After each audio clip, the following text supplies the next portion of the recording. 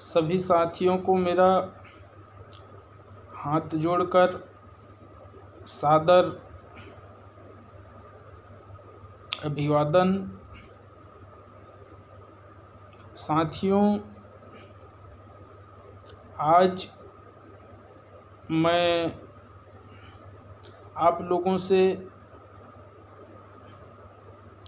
इसलिए social media, Facebook, WhatsApp अथवा YouTube के माध्यम से रूबरू इसलिए हो रहा हूँ क्योंकि मेरे बारे में काफ़ी सारे दुष्प्रचार पहले भी किए जाते रहे हैं, अभी भी किए जा रहे हैं।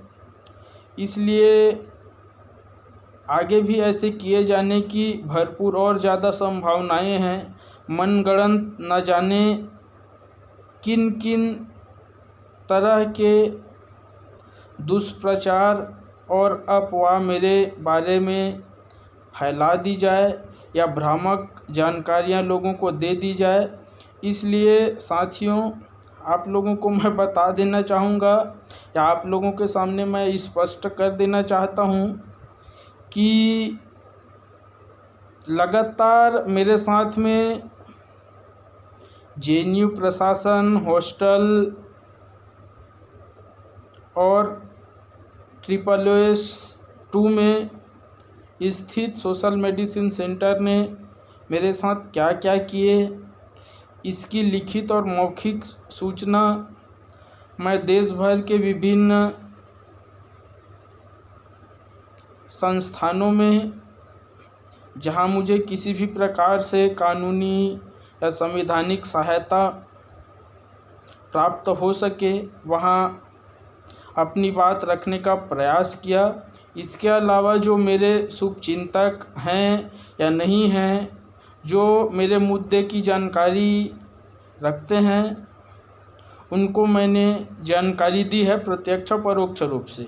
साथियों, इसी कड़ी में मैं आज बता देना चाहता हूँ कि अब ये लोग मुझे फिर से बदनाम करने के लिए दुष्प्रचार कर रहे हैं कि मैंने 3 महीने का फीस नहीं पटाया है, इसलिए ये लोग बदला ले रहे हैं।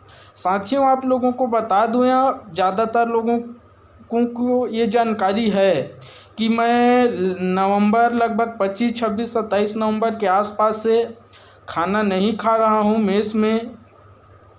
और आप लोगों को पता है कि मेस में मेरे साथ में क्या क्या हुआ, वो सब का मैंने वीडियो डाले हुए हैं। प्रधानमंत्री कार्यालय से लेकर गृह मंत्री कार्यालय तक मैंने लिखित में शिकायत किया हुआ है। लेकिन अब अपने आप को बचाने के लिए लोगों के बीच में दुष्प्रचार कर रहे हैं कि मैं फीस नहीं पटाया हूँ, इसलिए उन बदला ले रहे हैं। साथियों, आप लोगों को बता दूं, यदि मैं नवंबर माह की बात कर रहा हूं, यदि मैं फीस नहीं पटाया होता तो मेरा रजिस्ट्रेशन ही नहीं होते इस जो वर्तमान में जो सेमेस्टर चल रहा है उसमें। उसका मैं स्लिप भी अभी आप लोगों को दिखाऊंगा सबूत के रूप में। तो आप लोगों को मैं बस ये बताने के लिए किया हूँ कि देखिए, अब ये शोषण करने का ये ऐतिहासिक तंत्र रहा है और आज़ादी के बाद से मैंने जाति व्यवस्था के अंतर्गत ये बहुत नज़दीक से देखा है शोषण। एक तरफ बोलते हैं लोग कि आरक्षण जाति के आधार पे होना चाहिए, अभी भी लोग बोलते हैं, लेकिन ये एक जो सामाजिक और जाति दोनों ही स्थितियों पे और दोनों ही स्तरों पर जो तथाकथित या कथनानुसार निम्न श्रेणी से आते हैं, ऐसे छात्रों का उत्पीड़न या शोषण किस आधार पे किया जाता है, उनका दमन मैं बता देना चाहता हूं। साथियों, सबसे पहले ये देखते हैं कि ये तो ऐतिहासिक रूप से है ही कि जो सामाजिक रूप से भारत जैसे असमान जाति आधारित ऐतिहासिक असमानता रखने वाले देश में जो कथनानुसार या तथाकथित निम्न जाति से आते हैं, उनकी आर्थिक स्थिति तो अच्छी नहीं रही है। आज़ादी के पश्चात कुछ न्यूनतम लोगों ने आरक्षण का लाभ लिए हैं, उनके पीढ़ी में कुछ आर्थिक सुधार हुए हैं, लेकिन सामाजिक और जाति भेदभाव में प्रायः सुधार नहीं हो पाए हैं। तो इसी कड़ी में मैं इस दृष्टांत के माध्यम से आप लोगों को बता देना चाहता हूँ। जैसे कि साथियों, मैं एक सामान्य पृष्ठभूमि से आने वाला छात्र हूँ, तो पहले तो मुझे ये बोल के मेरा दमन करने की कोशिश किए सो काल जो भी लोग कि देखिए अब तो आरक्षण जो है आर्थिक आधार पे होना चाहिए। अब तो खैर 10% आर्थिक आधार पे सवर्ण आरक्षण हो भी चुका है, कोई दिक्कत नहीं। यदि उन्हीं के कथनों को हम ले और मान लें तो जिनको आरक्षण का लाभ मिल चुका है उनके नई पीढ़ी को आरक्षण का लाभ नहीं मिलना चाहिए। यही बातें मैं चाहता हूं या मैं भी मांग करूंगा कि ये SC ST OBC ही नहीं, सामान्य श्रेणी के लोगों के साथ भी लागू होना चाहिए, क्योंकि हम भी जो सवर्ण वर्ग के गरीब छात्र हैं उनके साथ आर्थिक न्याय होना चाहिए, इसके पक्षधर हैं। लेकिन जो तर्क रखते हैं वो SC ST OBC या महिलाओं के लिए लागू नहीं होना चाहिए, और सामान्य श्रेणी के लोगों के लिए भी लागू होना चाहिए, क्योंकि जिन लोगों ने पहले से जो भी आर्थिक या सामाजिक राजनीतिक सुख सुविधाओं का उपभोग कर लिए हैं, तो उनके अनुसार ही या उनके तर्क के अनुसार ही उनके श्रेणी के जो गरीब वर्ग के बच्चे हैं उनको आर्थिक इस मोर्चे पे, शैक्षिक मोर्चे पे या किसी भी रोजगार के मोर्चे पे सीधे सीधे कहें तो प्रतिनिधित्व के स्तर पे उनको पहले अवसर देना चाहिए, ताकि उनके भी पीढ़ी में सुधार हो सके। तो मैं ये बताना चाह रहा था साथियों कि देखिए, एक तो शुरू में मेरा दमन इस आधार पे करने की कोशिश किए, अभी मैं जिस बात को बता ही रहा हूँ उसी पर मैं बोल रहा हूँ कि आर्थिक आधार पे आरक्षण होना चाहिए। चलो ठीक है, आप लोगों के कथनानुसार से अब हम गरीब ठहरे हैं भाई, लेकिन हमारे पास उनके जो कुतर्क होते हैं उनके जवाब रहते हैं। तो अब चलो हम एक सामान्य गांव घर के बच्चे हैं और सामान्य एकदम गरीब परिवार के बच्चे हैं। खैर ये सब देखिए, मैं कोई गरीब कार्ड नहीं खेल रहा हूँ, आप लोगों को बता दूँ, ठीक है तो है, लेकिन शोषण कैसे होता है ये बताता हूँ या बताना चाह रहा हूँ। इसमें मेरे साथ 2-3 बहुत सारी घटनाएं जुड़ी हुई है, लेकिन वर्तमान हालात के अनुसार से मैं अपनी बात रख रहा हूँ। अब जान गए कि ये तो बिल्कुल सामान्य सामाजिक आर्थिक स्तर पे निम्न स्तर का छात्र है, तो बहुत ज़्यादा शारीरिक बोलना चाहिए तो खाने पीने से लेके शिक्षा को प्रभावित करना, जो भी सामाजिक जो संपर्क होता है वहाँ पे प्रभावित करना, नकारात्मक रूप से प्रभावित करना, ये सब किए। अब इसी कड़ी में साथियों अब एडमिशन लेने के पहले तो ये आप दुष्प्रचार किए कि एडमिशन कैसे लेगा, और यही मैं नवंबर की घटना बता दूं, किसी भी प्रशासन क्या जो भी अधिकारी ने ऐसे कहा था या उनका कथन था, ऐसा नहीं करना चाहिए, अशोभनीय। खासकर उच्च शिक्षा में बैठे हुए किसी भी शिक्षा वर्ग के किसी भी शिक्षक को या फिर प्रशासन में बैठे किसी भी प्रशासनिक अधिकारी को, मैं खैर वैसे बहुत निम्न स्तर जाहिल और गंवार वाले शब्दों का प्रयोग नहीं कर रहा हूँ, लेकिन उन्होंने क्या कहा ये बता रहा हूँ। 2 दिन तू अगर नहीं खाएगा मेस में तो तुम्हारी हालत ख़राब हो जाएगी। बस मैं वैसे शब्दों का प्रयोग नहीं कर रहा हूँ साथियों, लेकिन भाव को बता रहा हूँ। और आज हो गया, अभी चल रहा है मई महीना शुरू हो गया, दिसंबर, जनवरी, फरवरी, मार्च, अप्रैल भी चला गया साथियों, और अभी तक मैंने मेस में खाना नहीं खाया है। और वो लोग अब दोनों तरफ से दबाव बना रहे हैं कि खाना खाओ। एक तो पूरा मैंने यूट्यूब में क्या क्या उन्होंने खाने में किया वो सब मैंने वीडियो बना के डाला हुआ है, और शिकायत तो किया ही हुआ हूँ।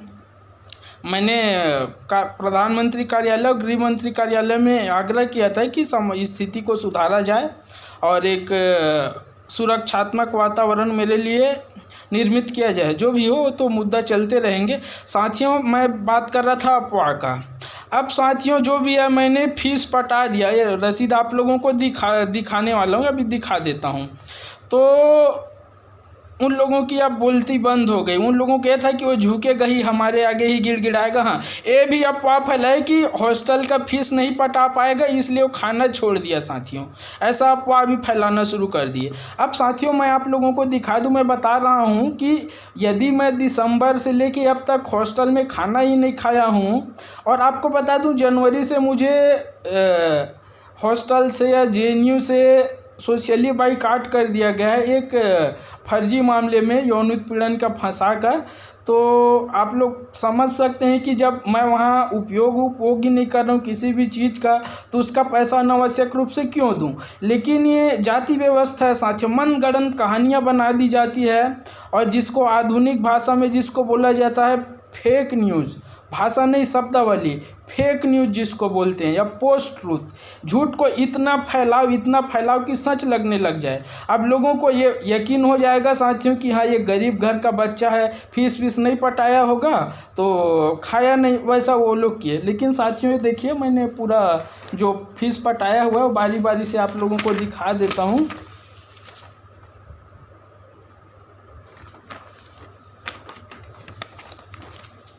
ये साथियों मैंने 5,000 रुपये पटाया हुआ है, और ये तारीख है,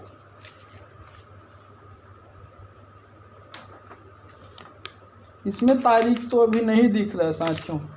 ये मेस बिल लिखा हुआ है, आप लोग देख लीजिए, 5,000 एक मेस बिल है। और इससे पहले मैंने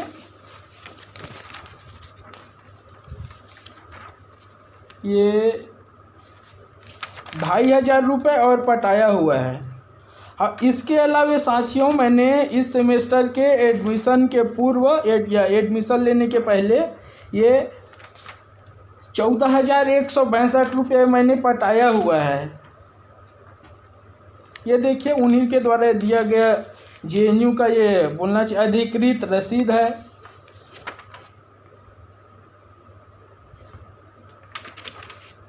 ये मैंने पटा दिया है 3 जनवरी 2020 को। तो साथियों अब आप ही लोग बताइए काहे का बदला।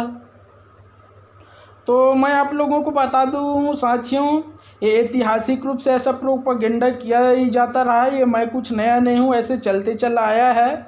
और मैं अभी भी नहीं झुकूंगा, आगे भी नहीं झुकूंगा, सत्य की लड़ाई लड़ते रहूँगा।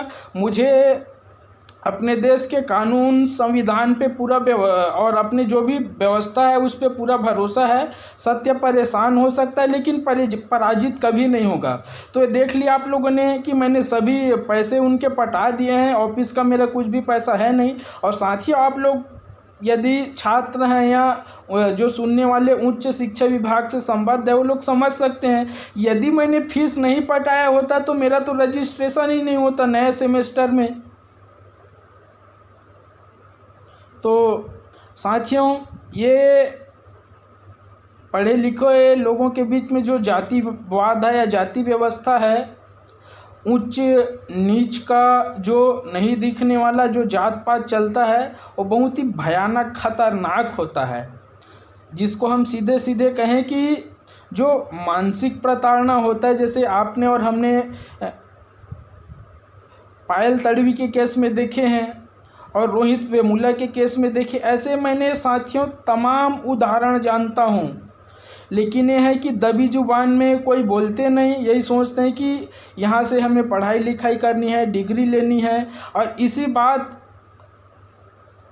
को बोल बोल कर प्रशासन, प्रोफेसर या जो भी हॉस्टल के वार्डन डराते रहते हैं कि हम तुम्हारा जीवन बर्बाद कर देंगे, अकादमिक जो जीवन है या भविष्य उसको खराब कर देंगे। लेकिन मैं नहीं डरने वाला साथियों, ये मेरे अकेले की लड़ाई नहीं है।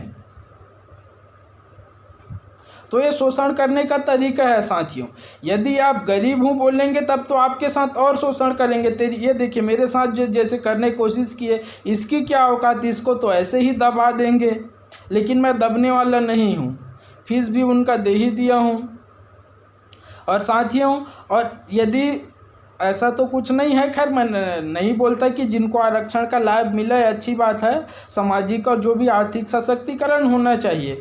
और वैसे घर के बच्चे आते तो उनको ये बोल बोल के टॉर्चर करते या उनका दमन करते कि अब जैसे आपके माँ बाप को आरक्षण का लाभ मिल गया है तो अब आरक्षण का लाभ किसी भी अपने SC ST या OBC के या जो भी महिला वर्ग के गरीब साथियों को मिलना चाहिए, बिल्कुल मिलना चाहिए भाई। ठीक है, आर्थिक न्याय होना चाहिए। जो विकास की परिपाटी जो चल रही है उसमें अंतिम व्यक्ति तक विकास पहुंचना चाहिए, हम भी मानते हैं। लेकिन ये नियम सिर्फ हमारे लिए लागू नहीं होगा, ये देश के हर जो गरीब हैं उनके लिए लागू होगा।